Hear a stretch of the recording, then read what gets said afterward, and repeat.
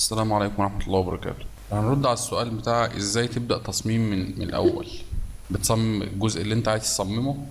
أهم حاجة زي ما قلنا ما يبقاش في جنبات كتير، مطرح ما بتبتدي مطرح ما بتنتهي. احنا شرحنا الموضوع ده في تصميم الجزء ده. في الآخر خالص هتروح عامل ضغط اي هوم انسيرت، هيروح لاغي لك التصميم، جايب لك بداية من قبل التصميم. هتروح عامل الاوتلاين بتاعها، التحديد الخارجي. دايما التحديد الخارجي ده بيبقى طول الغرزة فيه 7 أو 6، 60 يعني أو 70.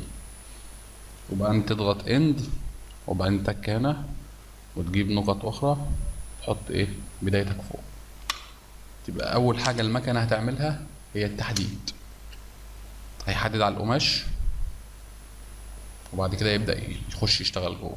بس هي دي بداية التصميم. إنما بداية التصميم نفسه أبدأ منين وانتهي فين، انت بتبدأ من أول لون اللي نازل. يعني لو مسكت أي حتة قماش متطرزة هتلاقي فيه لون دايس على لون أكتر. يعني أول لون نازل هو اللون اللي دايس عليه كل الألوان. يعني أول لون نازل هنا الأحمر، هتلاقي الأخضر ممكن دايس عليه والأصفر دايس عليه.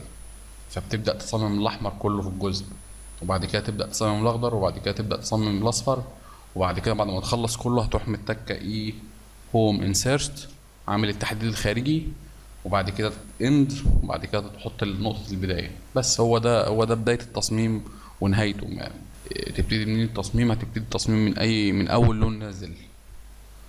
هتنهيه فين؟ هتنهيه في آخر لون. وبدايتك والأوت لاين ده هيتعمل بالشكل اللي احنا قلنا عليه.